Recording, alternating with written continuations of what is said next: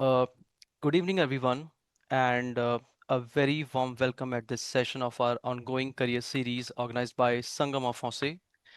My name is Ashok Khanduri, and I am the founder of this Indo-Francophone collective called Sangam of Français. This collective was created to build a bridge between India and the Francophone world through dialogue, cultural exchange, and professional guidance. Over time, we have grown into a community that not only organizes our conversations around culture, languages, but also hosts courses, discussions, and sessions that help learners and professionals like you to prepare for global careers. And as a part of our career series, we are delighted to bring you today's session on the topic what is cross cultural communicative competence and how to acquire it. We are deeply honored to host Professor Vidhagiri Ganeshan with us today. Dr. Ganeshan is a distinguished scholar of German studies and also a renowned expert in cross cultural communication. He served as a professor at English and Foreign Languages University, Hyderabad, and later as its vice-chancellor as well. He has delivered more than 100 lectures and talks across universities in India and abroad in Europe and United States, and has also worked extensively on intercultural understanding and intellectual competence. His global academic career, rich travels, and decades of mentorship making one of the most authoritative voices on this subject. It is a privilege, sir, to welcome you here with us today. And on behalf of the team of Sangam of Français and all participants, I thank you for being with us today. With that, I invite you to take over the session, sir. Over to you. Thank you very much. Let me start addressing you all with that famous word, mitron. But I'm not here to demonetize language.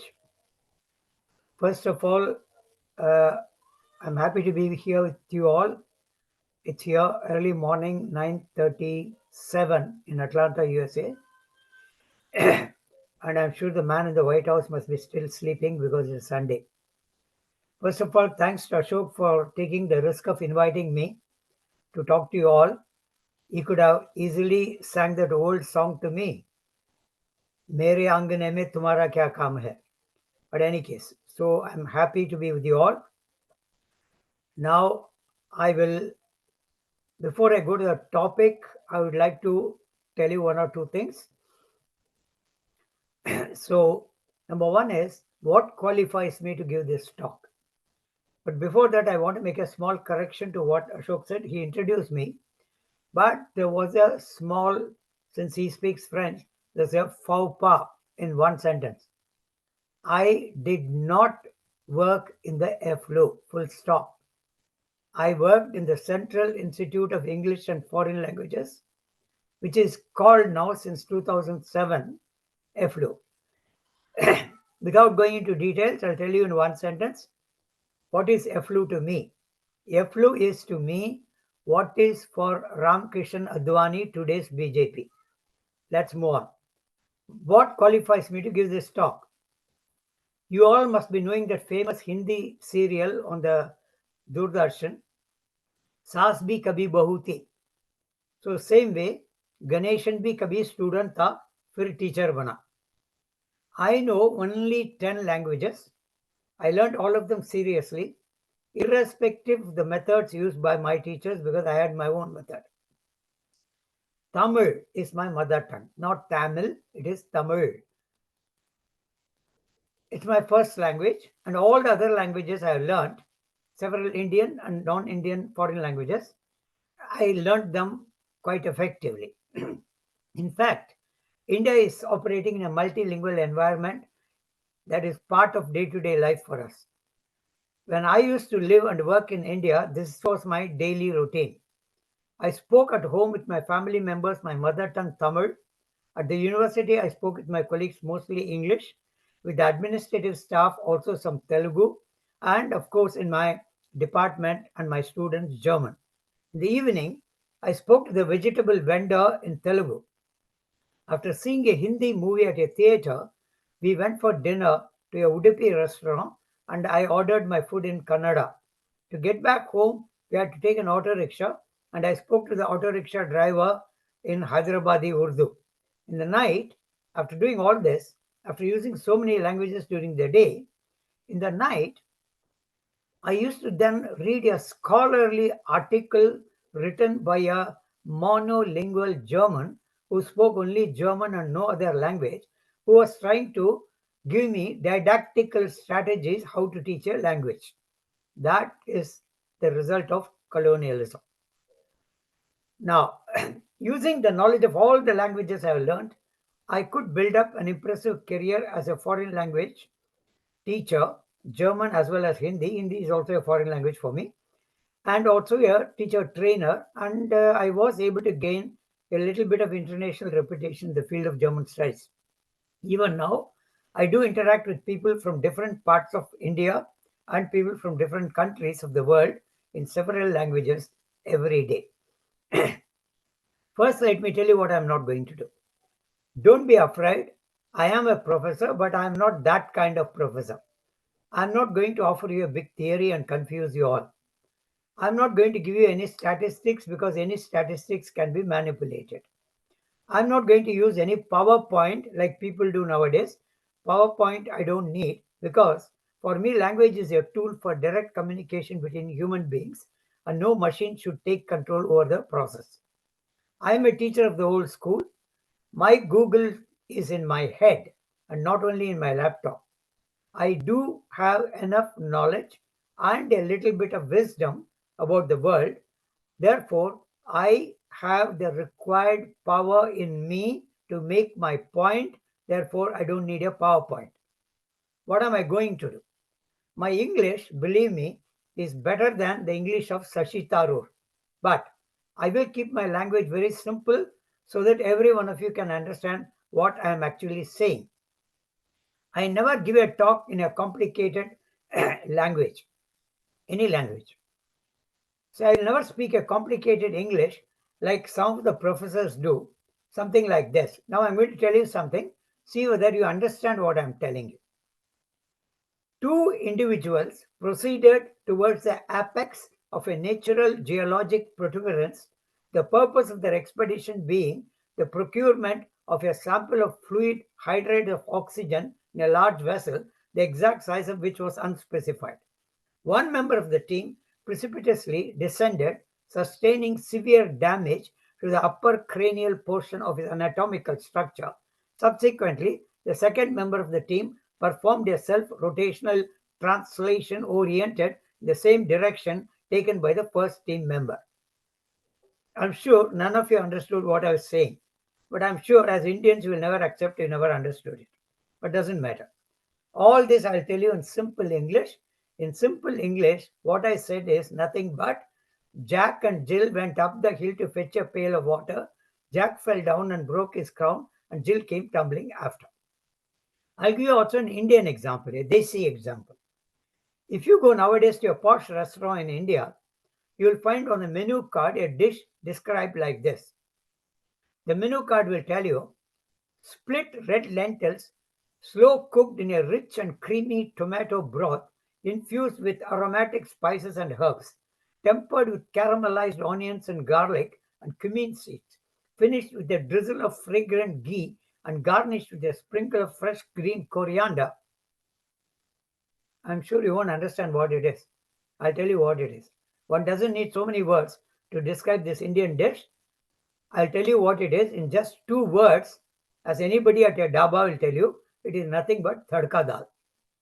The Austrian philosopher Wittgenstein said, "The limit of my language is the limit of my world." I want to add something to this for our younger generation.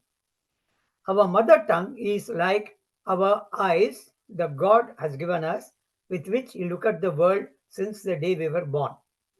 All the other languages we learn in our life are nothing but added contact lenses which help us to look at the same world from different perspectives.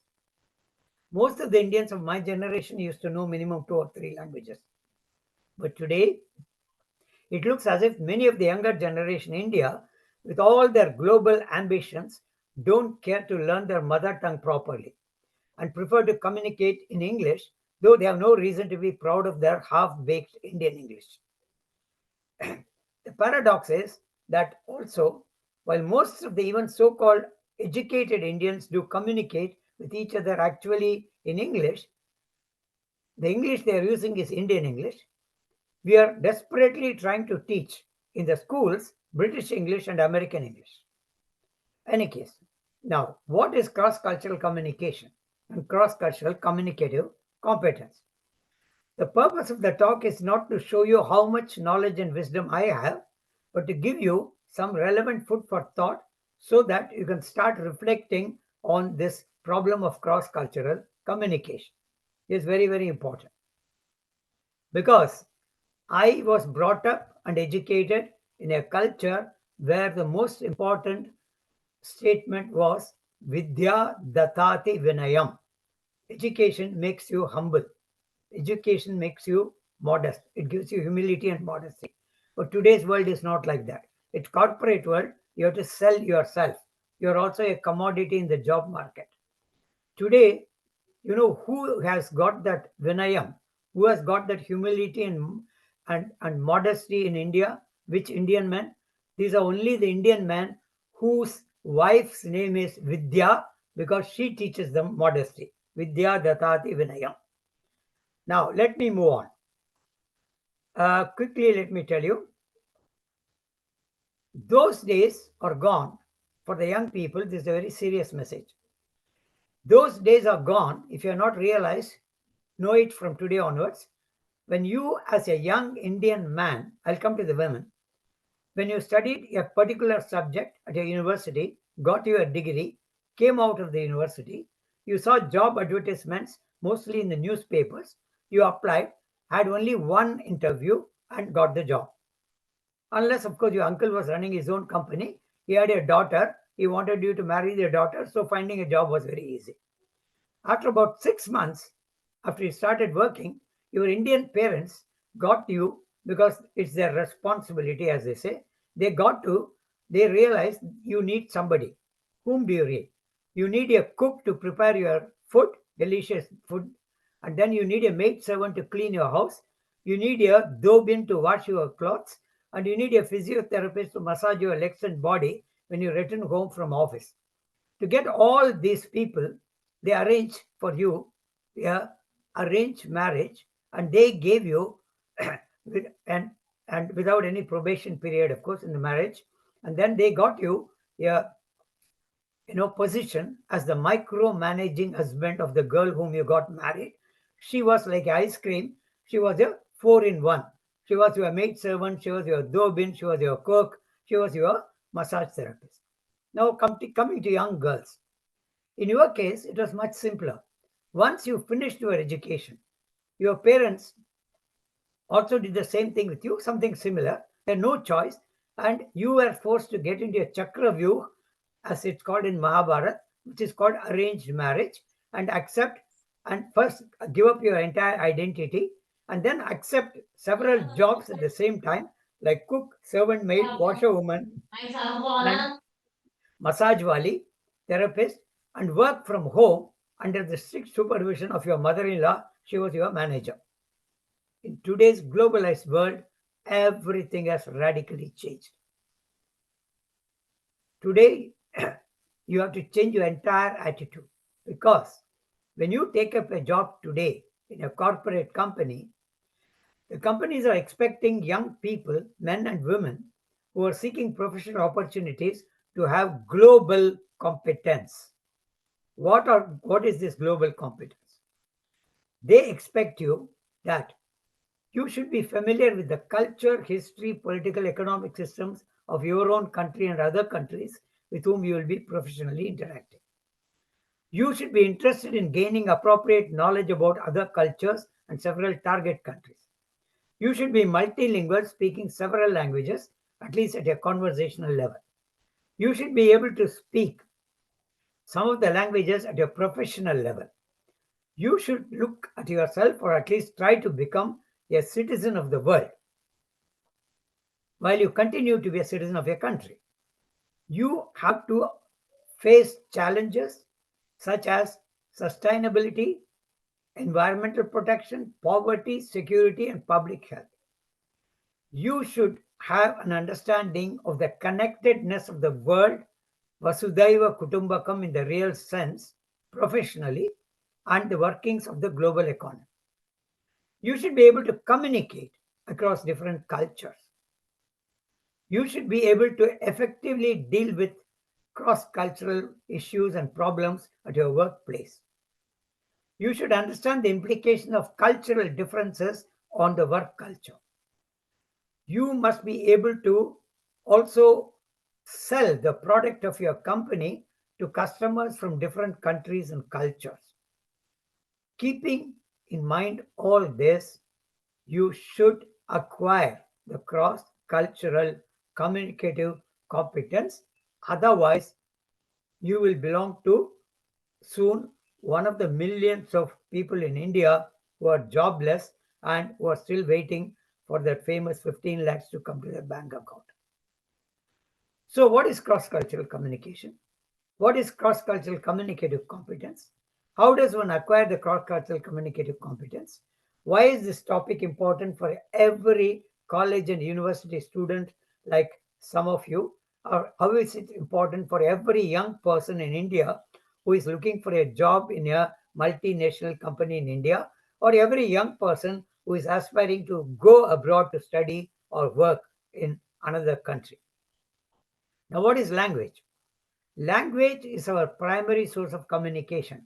It's a tool through which we share our ideas and thoughts with others. Some people even say the language is what separates us from animals and makes us human. Okay, now, since the last 30 years, to these languages which you all speak, also the computer language as a system of coded instructions used in programming, it has gained a lot of relevance in the field of information technology in the context of communication.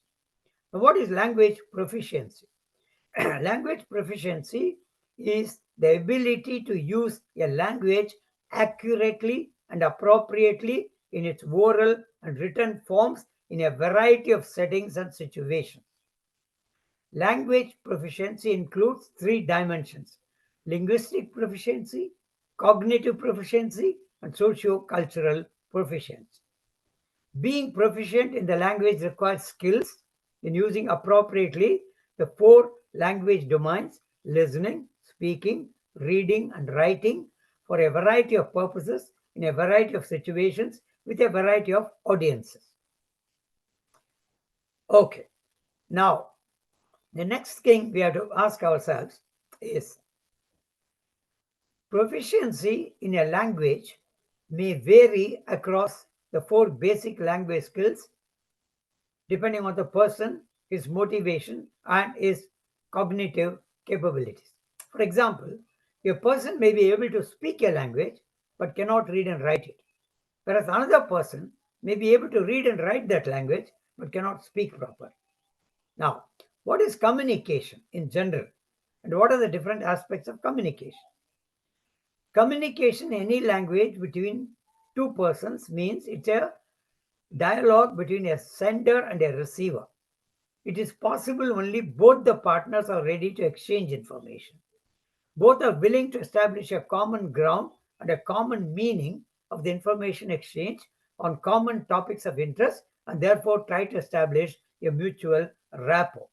So, unless there is a desire on the part of both the partners to communicate with each other, there cannot be an effective communication at all. Now, the modes of the communication. There is a verbal communication and there is also a non-verbal communication. We call it a body language. So, who are the partners in a communication? I told you it's sender and receiver, and I told you how the communication takes place. That is, desire to communicate, having the necessary information. Sender will encode the information, send it to the receiver. The receiver will decode the information and then understand it and give a feedback to the receiver. And once the feedback comes from the sender, the receiver, the sender will send a feedback and that is how it works. The most effective form of communication in the world today, even though the global companies don't believe in it because they blabber all the time. You see all their meetings, what they can say in 2 sentences, they will need 20 sentences. The most effective communication form in the world today is, it was always, even today it is, according to me, I have another name, not only Ganeshan, I am Swami Parupakarananda. So, in the perception of Swami Prabhupada, the most important way of communication is silence. That's why they said Maunam Sarvatra Shobhanam. That's why the holy man, the knowledgeable guy, is called Muni. In Sanskrit, it comes from Maunam. Now, what are the frameworks of communication? There's interpersonal communication, that is, you talk to other people. There's intrapersonal communication, that is, a group communication, and there is a mass communication, that is what happens on the internet today, and there's intercultural or cross-cultural communication. Now, as I said, there are different components of communicative competence: linguistic competence, socio-linguistic competence, discourse competence, strategic competence. Linguistic competence is a knowledge of the language, that is, its grammar, vocabulary, and also the conventions of the written language, script, and orthography. Socio-linguistic competence is the language of socio-cultural rules of the language use, that is, how to use the language appropriately in a particular situation. Discourse competence is how to use the language in oral way and also in the written manner, and that is how to combine the language structures and what are the phrases to be used, sentences to be used properly. Strategic is the ability to recognize and repair communication breakdowns. Suppose there's a disturbance in the communication, you should know how to use the strategy to restore the communication. So that is what is important. So all these communication strategies are culture specific. That means depending on the culture from which you come, you will use all of this differently. Now, what is culture? Culture is understood as a sum total of the way of life of a people. In other words, culture means shared knowledge and shared interest of a group with a common language and very often with a common historical background. Every culture consists of three things: ideas, behavior patterns, and products. Now, the ideas, I'll tell you, the behavior pattern in a culture is easy to know because you observe them. What are they doing? Some people shake hands, some people then do a namaste, some people bend forward like the Japanese do. And what do you do with the patterns? I mean, the products. The products, yes. Whenever you go to that culture country, you go to the tourist shops and buy those things. If you go to France, you will buy a small Eiffel Tower, bring it home, keep it. Okay, even though your roof is leaking. Then you go to Germany, you will bring a Black Forest clock, hang it on your wall. But as an Indian, you will never be punctual to any place. That is the product. Now, the ideas underlying the behavior patterns and the products produced in a culture, they are not immediately visible. You can't see them. They are invisible, like the god in the Hindu tradition, in spite of his Dashavatar. And therefore, you can understand the ideas only if you accept, first of all, the other culture as a system in which the members of that culture have organized and interpreted the world around them according to their needs and their circumstance. This you have to accept. Now, how does communication within a language group or culture take place? When two so-called native speakers of the same language from the same social group communicate with each other, their successful communication is possible because of the following things. They have a common language. You can take two French people, two German people, two British, two Americans, two Hindi people, two Malayalis, whatever it is. They have a common knowledge. Then they know the rules of that language and how to properly use it. And then they also know the contextual meanings of the words and phrases in that language, which means they're taken for granted meanings and connotations, which a person who does not belong to that group, even if he has learned their language as a foreign language, will not understand immediately. He has to put in cross cultural efforts to understand that. I'll give you some examples. In Tamil Nadu, in Chennai, if you are crossing the road, you don't look at a lorry which is coming, the lorry driver will shout at you, "Enapa, வீட்டுல சொல்லிட்டு வந்துட்டியா?" Which means, "क्या घर में बोल के आ गई है क्या?" Which means, "Do you want to commit suicide?" In Malayalam, ask your Malayali friends, whenever they have a problem, big problem, which they are not able to handle at all, they will call it Nayar Pudicha Pulivar. That means it's a tiger's tail which the Nayar is holding. Nayar is a community. Or take the Hindi one, Sala Kahi Ka. That's typically Hindi. Only Hindi people will understand it. See, you can't translate it into English and say, brother of somewhere. That sounds stupid. Or take Marathi, Pandu. Pandu is the word they use for a policeman. There is a film called Pandu Havildar by Dada Konke. Look for it in the Netflix. Or the Marathi word Jakas, which is fantastic. Or the Marathi Tujya Nanachi Tang, your grandmother's leg. Or uh, yes, Indian English. We all speak Indian English. We use phrases, sentences, which no British or American will understand. One example. You're in your post office. You don't have a pen. You have to fill up your form. What do? You see the other Indian, you go to him. Now, standard British American English is, "Excuse me, can I borrow your pen? Excuse me, do you mind giving your pen for a few minutes?" No, no, no, no. We don't say that. Because in Indian English, even a professor of English who claims he has done his PhD in England or in America will automatically say, "Excuse me, do you have 2 pens?" In British American English, it is stupid. Because they will say, "Why do you want to know whether I have 2 pens or 20 pens?" But Indian understands this. When you say, "Do you have 2 pens?" that means if you have 2 pens, 1 pen you can use, the other one you are not using, so give it to me, I will use it, I'm guaranteeing you I'll give it back. Or American English. First day in America, some American came to me. He wanted to be friendly. He looked at me. I didn't even know him. And he looked at me and said, "Hey, what's up?" I looked at him. I said, "What an idiot," I said. "Stupid guy. Why is he coming and asking me?" I said, "Doesn't even know me." I said, "Excuse me?" He said, "What's up?" I said, "Do you mind repeating it?" He looked at me. He was getting nervous. "What's up?" he said. I said, "Why do you ask me? Look up. It's the sky," I said. The fellow got so worried.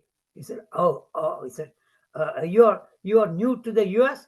I said, "No, US is new to me," I said. Now, what is cross-cultural communication? Cross-cultural communication takes place when two people from different cultures, whichever languages they may use in the interaction, start communicating with each other.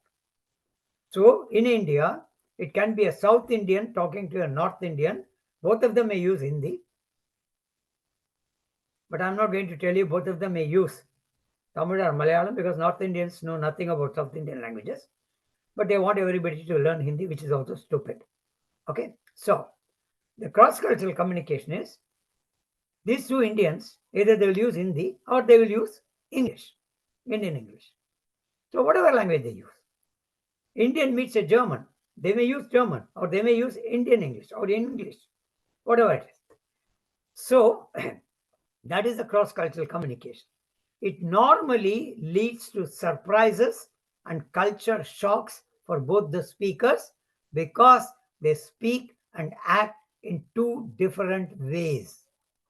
This is because there are important differences in the basic thinking and attitudes and behavior between the two cultures.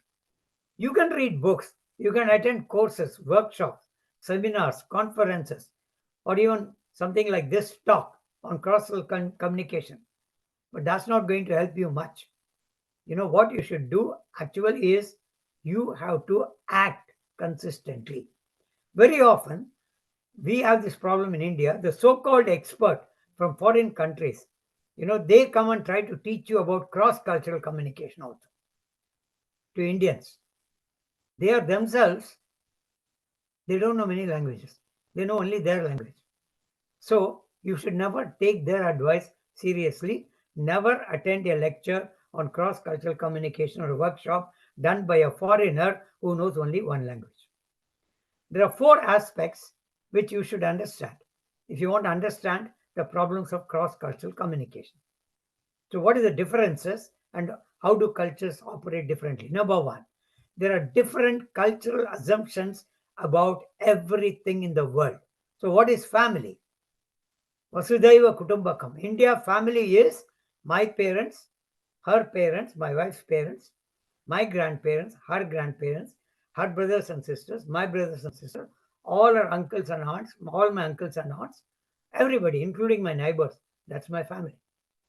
The European American context, my parents are not my family anymore once I am 18 years old. My wife and me, that is our family. My wife, me, and my children, that is my family. Full stop. And today, if you go by reality, British or European American definition of family is he, she, his children, her children, and their children. That's it. Take the role of man and woman. In the India, we talk big about Ardhanarishwar and all that. Let me use not the American term for that. Let me use the Indian term. We talk of big Ardhanarishwar and all that cow dung, but we don't practice it. The fellow will go to a temple, worship the Devi in the temple, come back and scold his wife because there's been little more salt in the kitchen. Indian men don't know how to treat women. And Indian women don't know how to use their Shakti. That's a problem. In the West, they don't talk of Ardhanarishwar. That becomes a problem in some context there. But they do respect each other. See, you have to watch out that. That's a cultural difference. Okay? See, when a American or British introduces his wife to you, he will say, "Oh, I'm Henry Miller and this is Clara." Okay?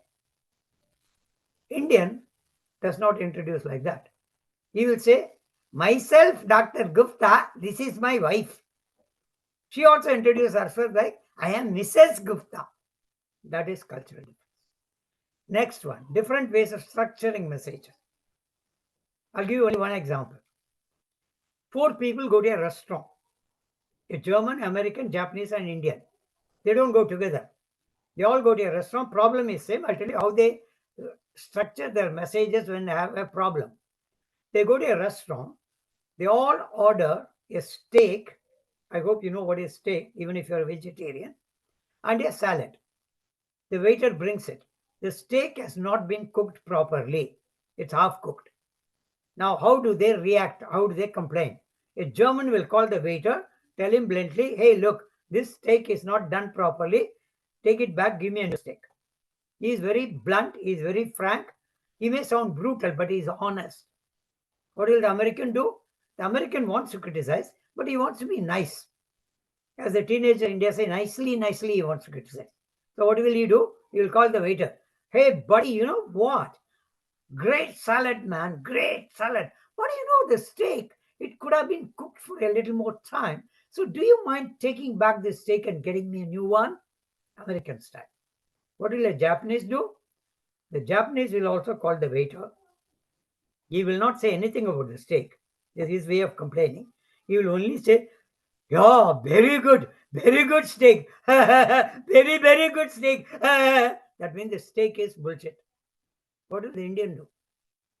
Indian will not complain because the Indian, you're not allowed to complain at home, at workplace, at university. No, the Indian will silently eat that steak, cursing himself, and he will pay. Then he will go out and tell 100 Indians outside, "Arey yaar, don't go to that restaurant. Steak is horrible." This is cross-cultural difference of structuring messages. Third one, different ways of speaking. How do you use language? How do you speak when you talk about your problem? A German lady at the Atlanta International Center and Atlanta German Center, we were teaching German together. She was new to America. She said, Ganeshan, what is the difference the way Germans use language and Americans? I said, I'll give you an example. I'm giving an example in English, obviously. I gave it to her in German and in American English. Suppose I have two friends. One is German, one is American. Both of them have a problem since 1 week or 10 days. It is called constipation. Now, how will they come and tell me that? A German will walk into my room. His face will be serious, very stiff. He will say, Ah, Ganeshan, you know what? Since 10 days, I have this big problem. You know, it's so difficult. I don't know what happened. I'm not getting it at all. You know, I took tablets. I drank a lot of fluids, liquids, but nothing is helping. I go and sit there. I try and try, but nothing is coming out. My God. That is German. After listening to him, I feel Are Bichara. I feel pity for him. I feel sympathy, empathy. But at the end, I'm very happy that he has the problem, I don't have it. An American comes. His face will not be stiff, serious. He will be looking very cheerful. And he will go, Hey, buddy, Ganeshan, you know what? Something exciting is happening to me. For Americans, anything is exciting. you know. And 10 days, man, I got this strange problem. Ha ha. Suddenly it happened. I didn't even know why it happened, man. Since 10 days, nothing is coming, man. You understand what I mean? It's very difficult, man. I take tablets, I drank a lot of liquid, but nothing is helping. I go there to the restroom, I sit down, man, and I try and try and try, man. Nothing comes out, man. Oh shit. Ha ha ha. After listening to him, I have no sympathy for him, no empathy. He doesn't need it. But I'm getting jealous of him. I said, Arey Salah, इसको ये problem है, enjoy कर रहा है. Why is it I'm not getting the problem? Fourth one, different way of reacting to problems and conflicts. Solving a conflict. For example, Ashok and me, we have a problem. We are Indians. Suppose we would be Germans or French or Americans. What we will do is, I'll tell you that first. A German or French or Americans, many other countries, two people have a problem. They will look at each other and say, Hey, come, let's sit down and talk about it. We have a problem, we have to solve it. They will sit down and talk. In German, that's why we have got a phrase, we have to talk between four eyes. Indian, Asian attitude is not like that. I'll tell you what Indians do. Same thing most of the Asians do. First of all, Ashok and me, we have a problem. What do? We'll stop talking to each other.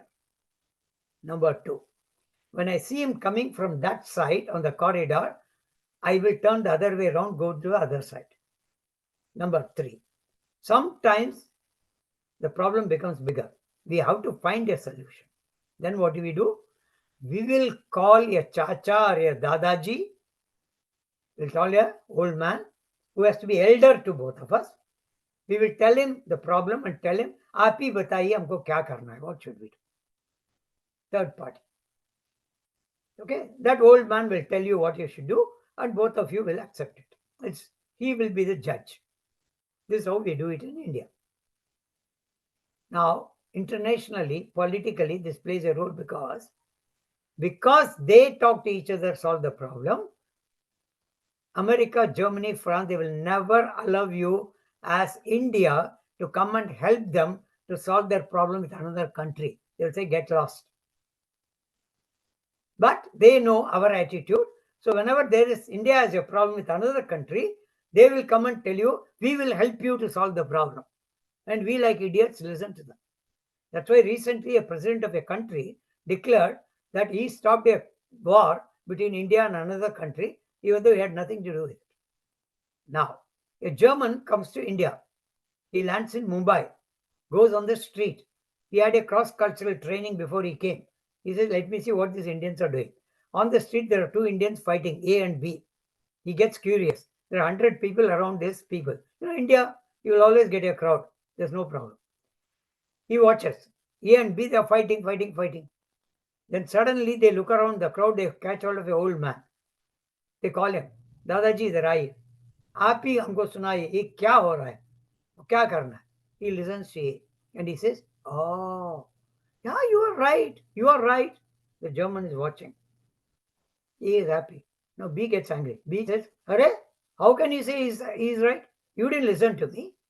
B tells his story. Now the old man smiles and says, Ah, yeah, you are right. You are right. The German is getting confused because his German logic says if A is right, B is wrong. B is right, A is wrong. If both are right, there's no problem. Why are they fighting? So he goes to the old man and says, Excuse me, I'm from Germany, first day in India. I saw this, A and B are fighting. They called you. You listen to A, said he is right. You listen to B, he said he is right. That's not correct because A is right, B is wrong. B is right, A is wrong. Both are right, there's no problem. So whatever advice you gave, that was not a good advice at all, It was only confused. The old man smiled at the German and said, You are also right. That is cross culture. In order to minimize the misunderstandings resulting out of cultural shocks, the moment we come in contact with another culture, the other culture, we should try to find out and identify and understand the intercultural differences between that culture and our culture before we start communicating or while we are communicating. One way to do, the best way is first few days just observe and see what they're doing. Why are they doing it like that? You don't decide, ask them. Now you go and ask the next American whom you meet, British you meet, or even so called anglicized Indians, why do you shake hands when you greet somebody? Why don't you say namaste like traditional Indians do? Why? Ask them. They will not be able to answer because they are mechanically doing it in their culture. We are Indians are imitating. Okay? Now, first of all, they are shaking hands because in the Middle Ages, when two fellows met, they had to put out both the hands, shake hands to show that they didn't have any weapons hidden at the back. I come to you with a peaceful purpose. That was the message. Now we do namaste. Ask Indians, why do you do namaste? उसका मतलब क्या होता है? That is our tradition, sir. That's all. That is bullshit. If you're talking about your tradition, you should know why you're doing something. You should be able to explain it to another person who is not from your culture. Nama aste. That means basically, I am praying to you because we believe God is in everybody. So when I say namaste, I am giving my respect to the God in you and you're doing the same thing. So when you do namaste, this is I, this is you, we put it together, the fingers go up, looking at the heaven to the God and telling him, let us have a good communication, help us. Now, but the problem is, you should not interpret the behavior in another culture going by your culture. That is wrong. Now, I'll come to another example later on about food. Now, most of the Europeans, Americans do this mistake. When they go to another culture, they start interpreting the culture from their point of view. That is why earlier, today is not a problem, in 60s, 50s, 60s, when Americans and Europeans came to India, they saw two young Indians walking together holding hands. They thought both these boys are homosexuals. They were not homosexuals. They were holding hands and walking because their culture did not allow them to get a girl and hold her hands till they got married. You see, that was their problem. So that's it. So the better way is ask them, why are you doing it? Explain it to me. Then you tell them, oh, this is how you do. But in my culture, we do it like this. Educate him also. It cannot be one-way traffic. This is what you have to do. Now, you accept the fact that every culture has a right to exist in its own way as long as it doesn't claim a superiority over other cultures. Therefore, it's very important that in any cross-cultural, intercultural communication interaction, both the parties, is very important, both the parties should consciously do their best for more and more understanding of the other by painfully acquiring, sincerely demonstrating, and tactfully using an intercultural communicative competence. This is the purpose of it. Now, I'm going to read a letter to you which a German who came for the first time to India wrote so that you can see when somebody comes to another culture, what are the cross-cultural shocks and problems he has? This is what this German who came to India first time, during the first week, he wrote this letter to his wife. Listen to this carefully. You yourself identify what are the problems he has. He said, Dear Gisela, of course, I had read about 20 books on India and had spoken to at least 10 people who had already been there. But since I landed here in India, this country and its people have been surprising and shocking me in many things. When I landed at the airport in Hyderabad, I was surprised to see 10 Indians waiting to receive me. One person collected my baggage, another person insisted on carrying my briefcase, the third one took me to the car, opened the door, and wanted me to sit in the car and relax, and smiled and said, Sir, all formalities will be taken care of, you don't worry. I did not understand as a German why 10 people were wasting their time and energy like that. I could have myself done all that, could have taken a taxi and gone to the hotel like we do in Germany. They actually put a big garland in my neck. The smell of the flowers was too strong, and I have got asthma problems. But since no one told me when I should remove the garland, I didn't want to be not polite and hurt their feelings. I kept that garland on my neck till I reached my hotel room. It was really a pain in the neck.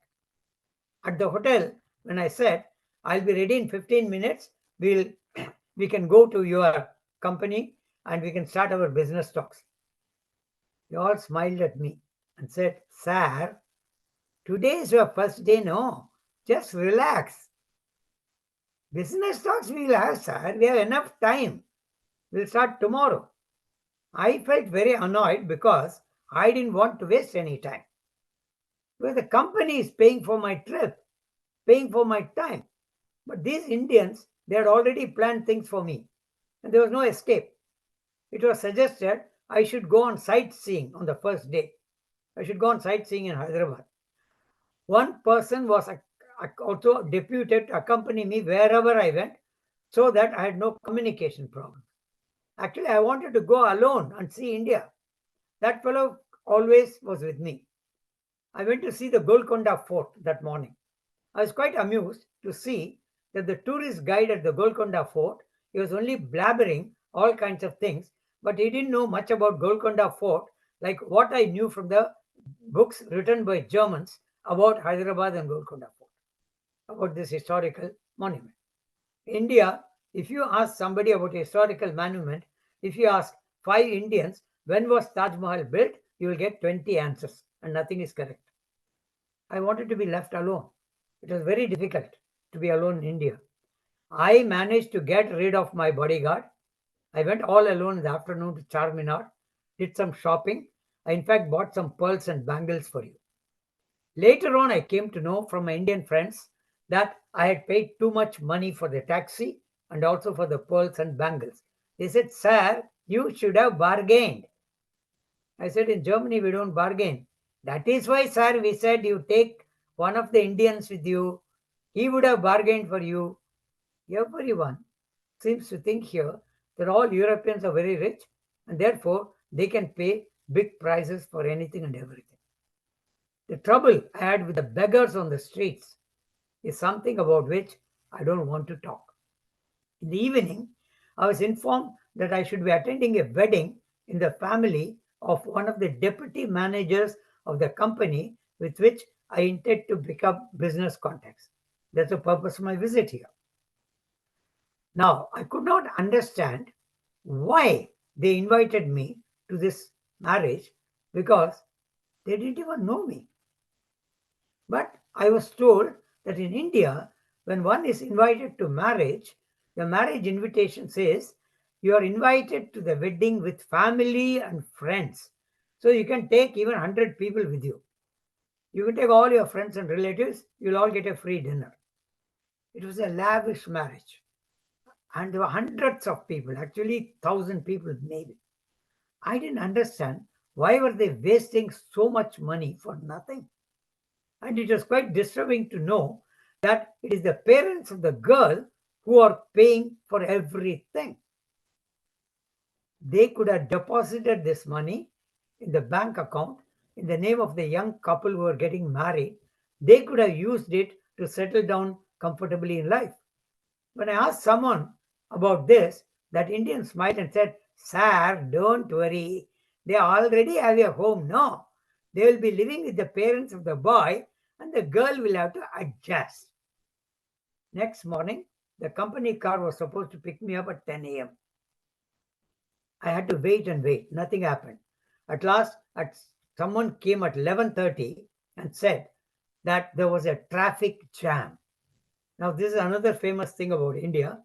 Whenever somebody is late for anything and everything, even if he lives in a town where there is no traffic at all, he will always tell you there's a traffic jam. Whenever I'm traveling in a car or auto rickshaw in India, I feel it is a difficult journey and it's a roller coaster ride, and I always think I'm going to die. No one follows here any traffic rules. Even the traffic police don't seem to be bothered about traffic offenders.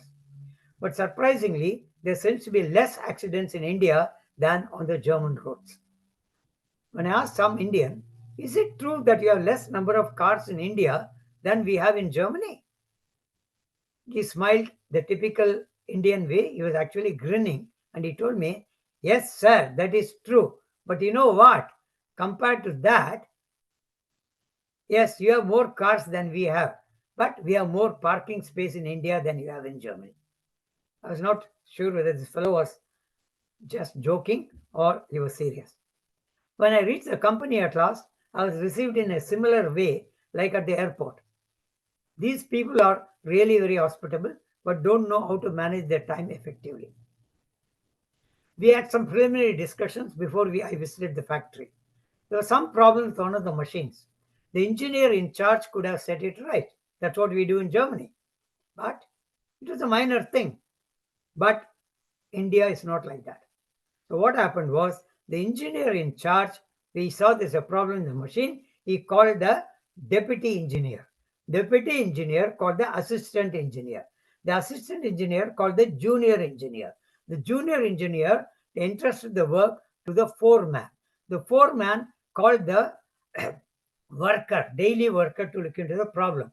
The worker told an apprentice, young fellow, to solve the problem, and this boy did a good job. I was wondering why they needed so many people to attend to a small problem. They're wasting time and energy. When I offered right in the beginning my help, said I can fix it, they said, "No, no, no, sir, this is not your job." After the visit to the factory, I was invited for lunch by one of the senior managers. He took me home. Of course, his driver was driving the car. At home, they had a cook and a servant to serve the food.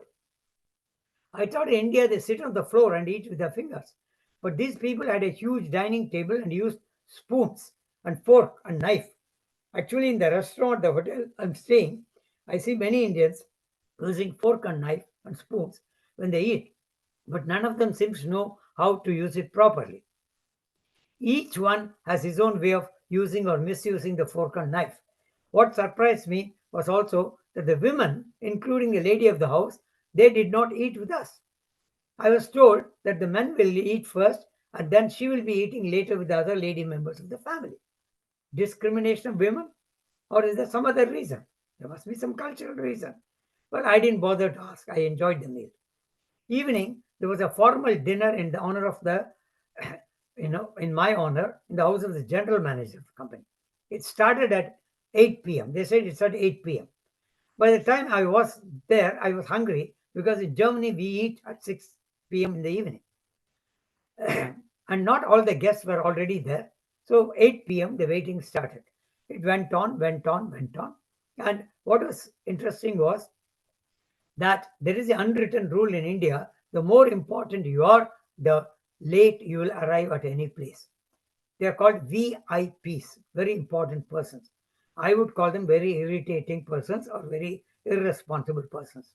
To start with, there was to drink a lot and some snacks to eat. And this was a Gujarati family, and they were telling me, "Sir, have some drinks and some snakes." And I was worried. that I was wondering why are they giving me snakes, but it was snacks. I was quite unhappy because drinking on empty stomach is not the right thing to do. But the Indians went on drinking, drinking, drinking. But mostly only men, only some women went on drinking. I was very hungry and eagerly waiting for food. At last, the dinner was served at 10 p.m. By that time, most of the Indian men were half drunk. Interestingly, almost all the men were wearing a European suit with a tie, whereas the women were in Indian costumes, in sari or in salwar kameez, at that party, at the dinner. Why this double standard? If the men can wear European suits, why can't the women wear also European skirts? Again, I didn't ask. Women here seems to carry the Indian culture wherever they go, and the Indian men seem to carry only the responsibility to talk about Indian culture and keep on lamenting that everything is better in Europe and America. One big problem for me is also the way in which Indians nod their heads. I just can't understand what they are trying to say. Are they trying to say yes or no? Tomorrow we'll continue our business talks. I'm quite curious and also a little nervous about how things are going to develop. Another big problem I have is the noise around me. Indians seem to be in general very noisy and no one objects here to the noise pollution. I do hope I'm back home before I exhaust all my tablets which I brought from Germany so that I don't fall ill in India. Here in India, they seem to have a Medi-Scare system than a Medicare system. Take care of yourself, Gisela, till I'm back in Germany. With love, your husband, Carl. I also have a letter written by an Indian, but due to time constraint, I'm not reading that out. Let me come to the end. Let me summarize.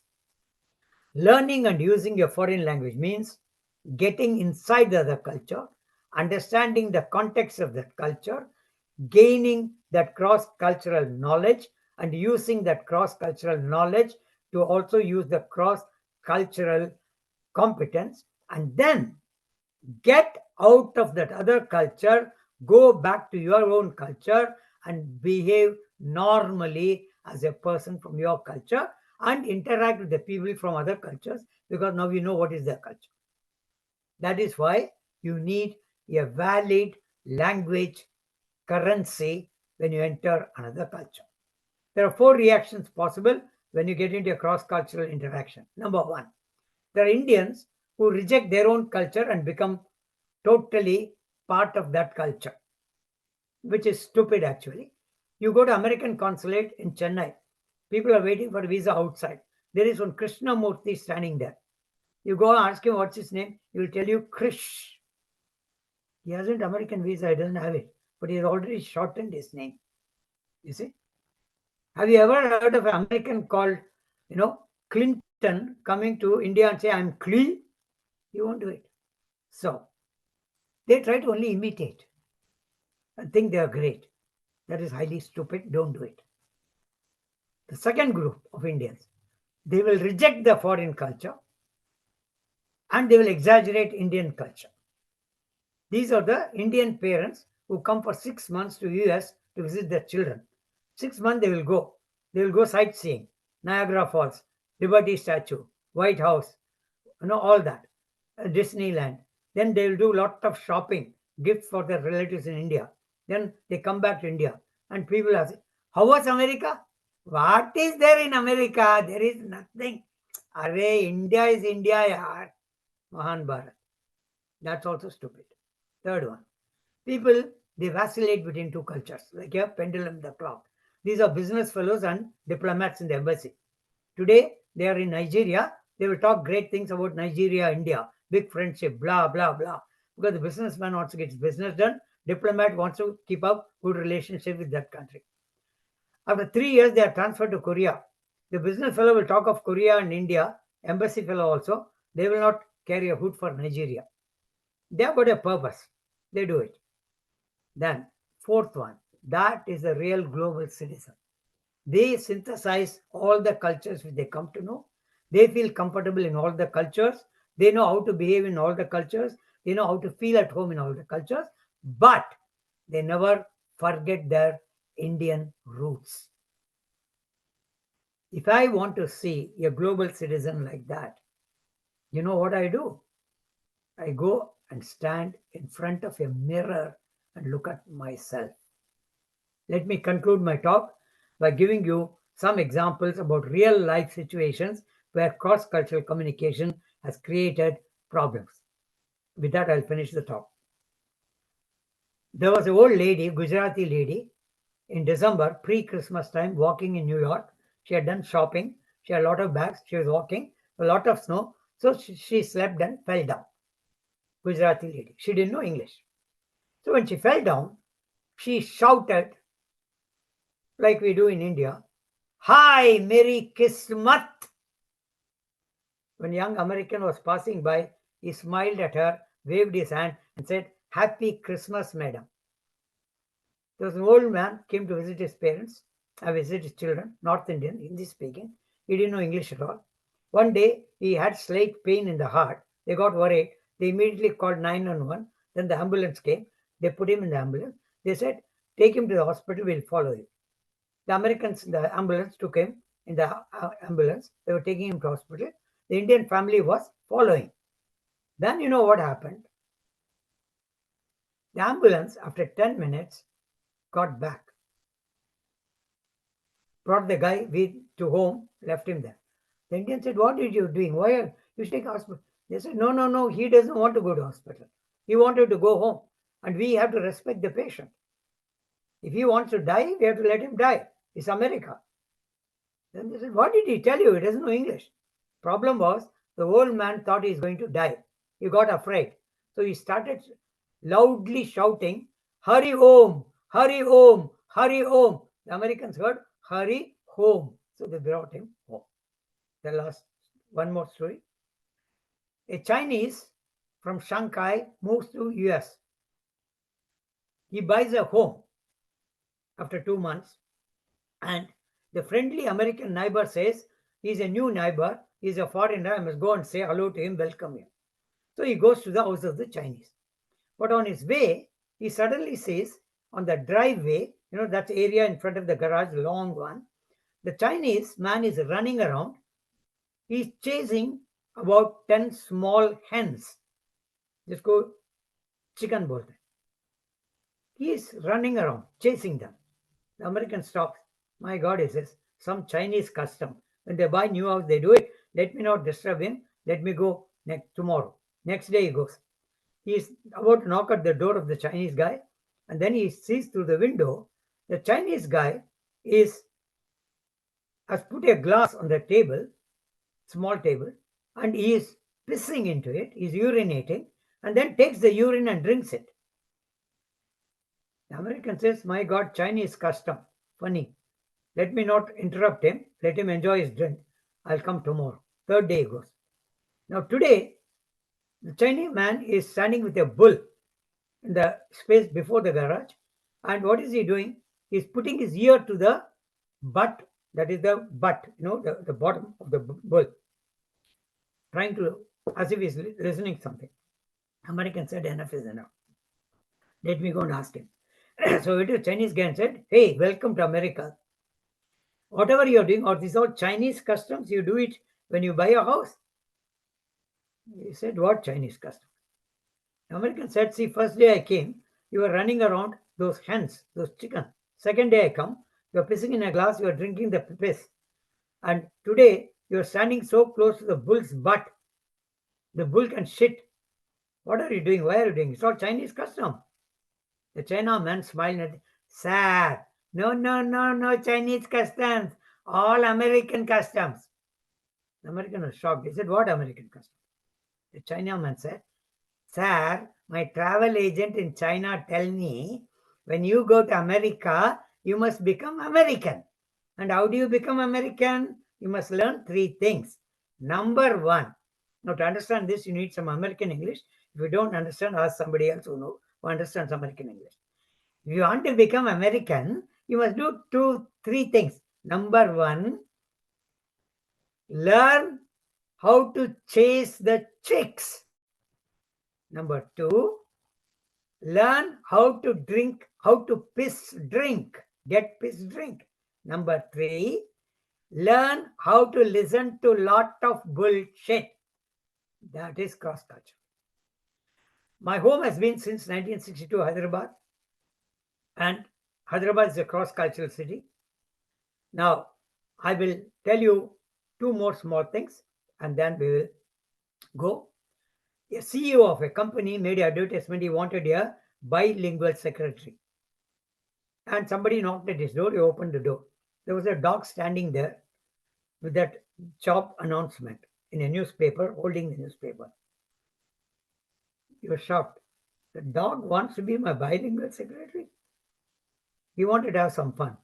So he told the dog to come in. And he told the dog, hey, I need a secretary who knows how to handle the computer. The dog walked, sat on a chair in front of the computer, switched on the computer, and switched on an Excel sheet, started entering some data, and looked at him. He was so shocked. Then he said, that's very interesting, he said. Then he said, let me ask another thing. So he told the dog, hey, I want a bilingual secretary, somebody who can speak two languages. The dog smiled at him and said, meow, meow. The last story.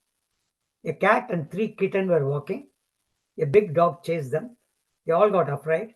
They entered a small hole, were hiding inside. The dog stood outside the hole. It could not enter, barked for some time. The little kitten were getting worried. The mother cat, this is an Indian story. The mother cat knew Hindi, and the mother cat has been also watching Hollywood movies, I mean Bollywood movies. So the mother cat smiled at the kitten and told them, Dharna mat, my huna. Then, you know what the mother cat did? The mother cat barked like a dog, but much louder than the dog. Bow, bow! The dog got worried. It thought there's a bigger dog in the hole. It ran away. Mother cat looked at the three small kittens, smiled, and said, see, that is the advantage of knowing a foreign language. So, all of you, learn a foreign language properly, seriously, learn what is cross-cultural communication competence is, pick it up, and try to be successful in your life. My best wishes to all of you. Wish each and every one of you what you wish for yourself in your life. Thank you very much for your patience. And my email address I have put on the chat. You can contact me anytime about anything. I'm available. Anything about language, literature, culture, anything. Even if you have problems at your workplace, don't know how to handle a manager, write to me. I'll give you my advice.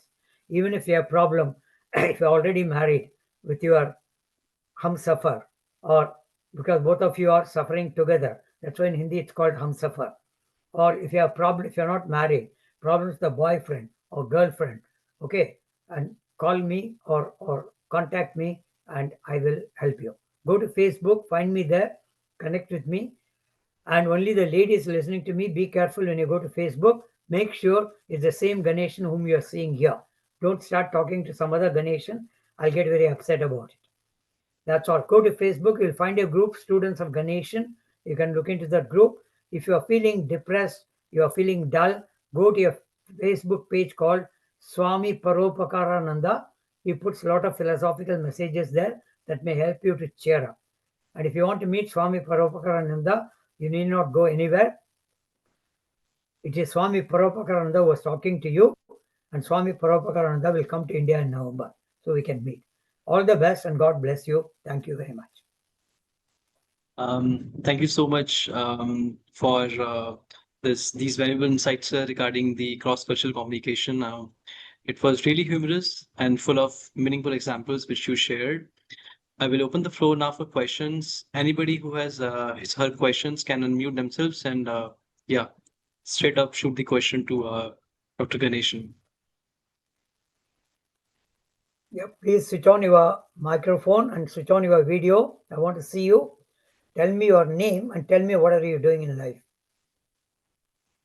You can ask me any questions you want.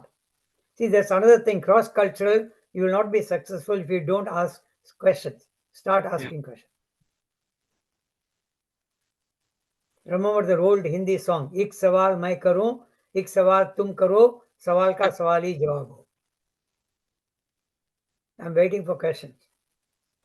Also, you can also write your question in the chat box if you're not comfortable, but we would urge that you ask your questions because we have one of the experts available with us today.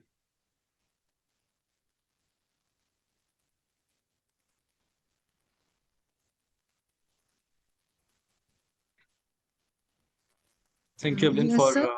the chat. Yeah. Yeah. Yes, yes, please Uh, go ahead. Go ahead. Yeah. Hello, sir. I'm Evelyn. I'm from Goa. Okay.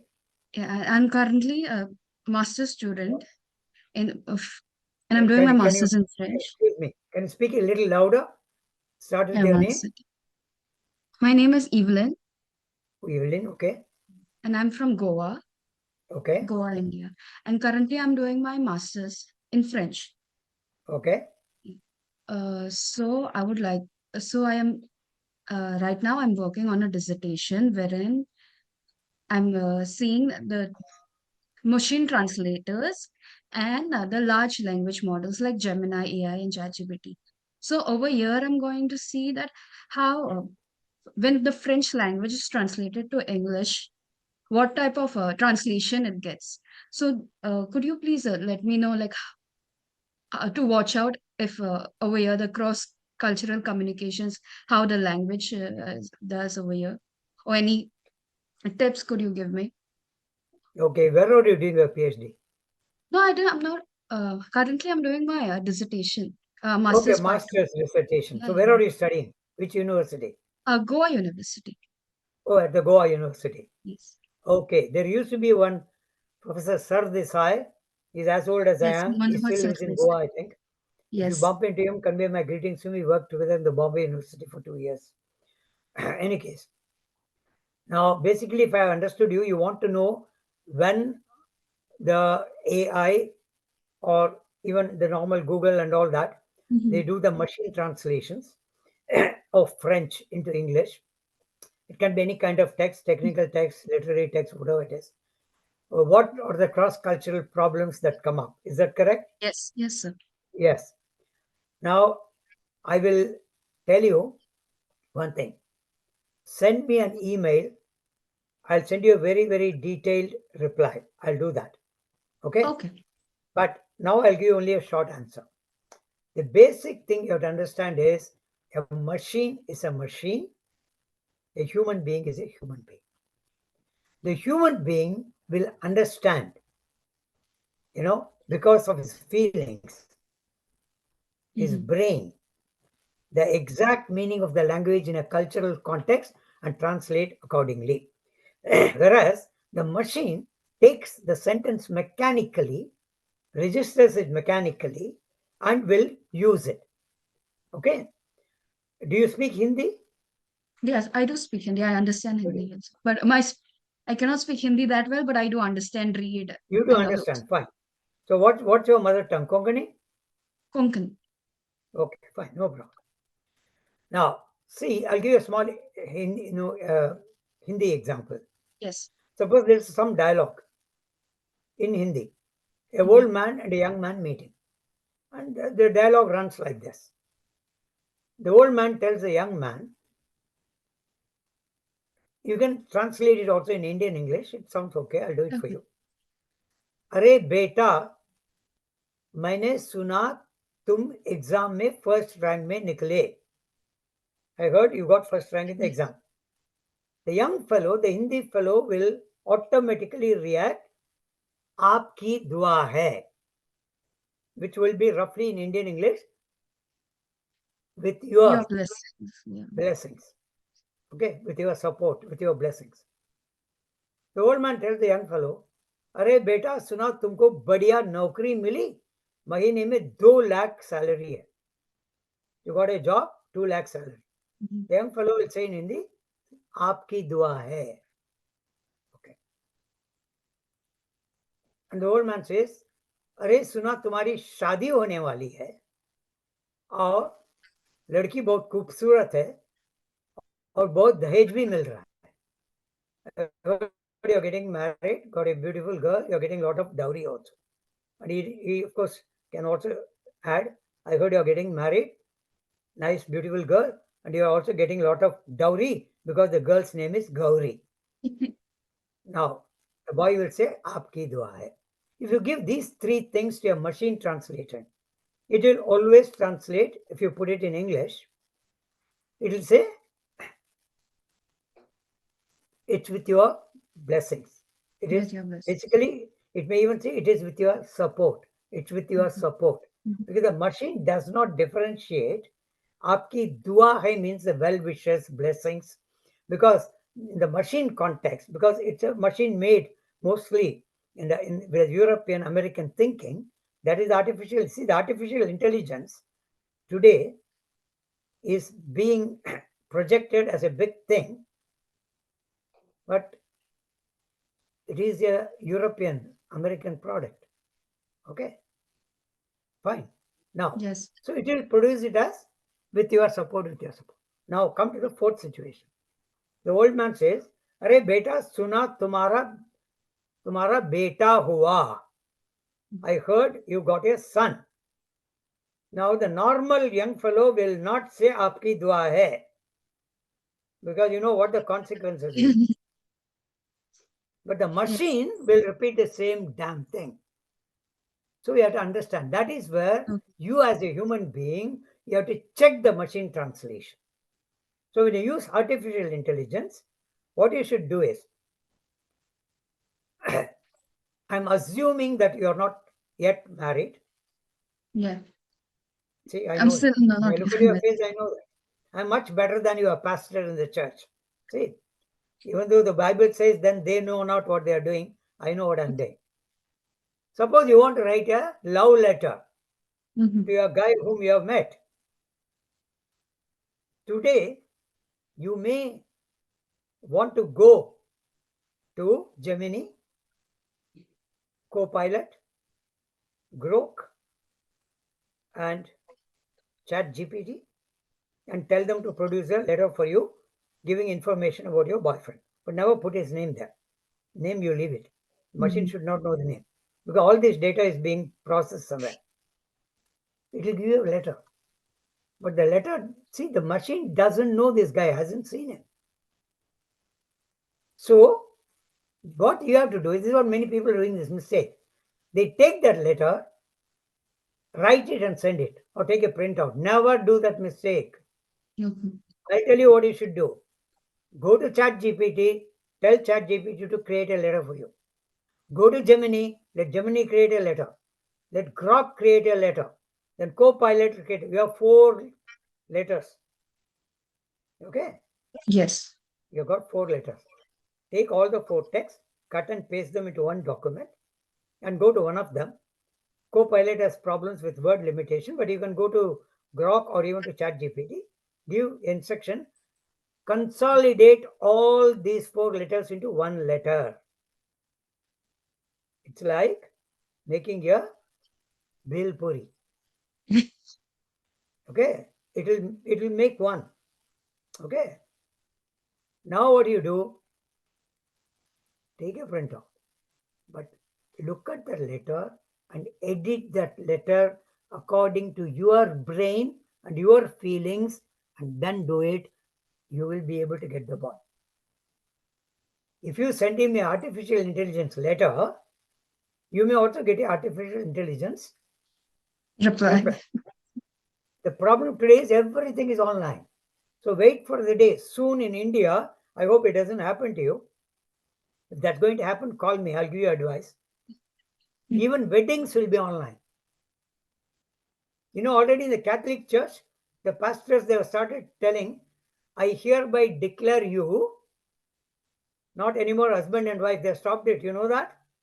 Since there is a Pope is American now, now they are saying, I hereby declare you as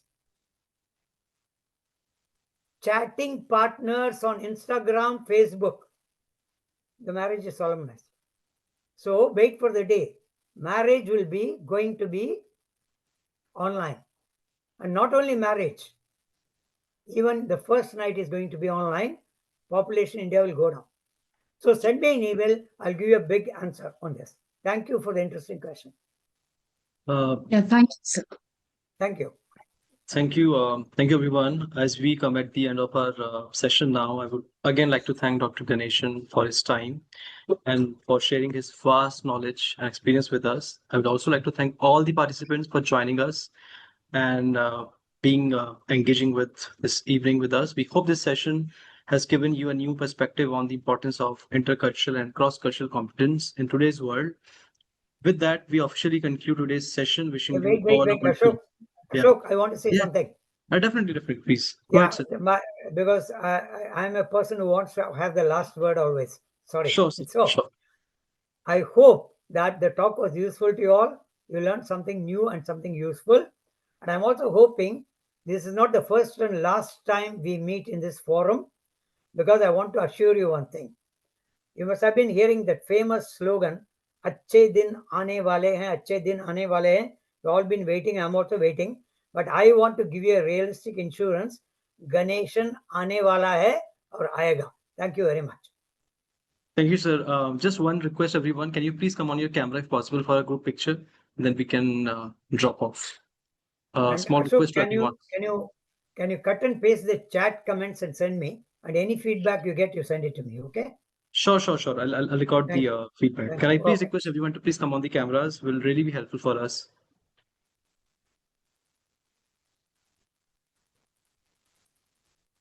Yeah. Everyone, please.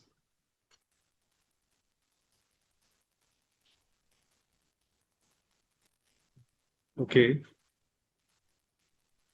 I request Harpreet ji, Larissa, Rutika, Justin as well. I'll just take a second to pick our picture. There we go.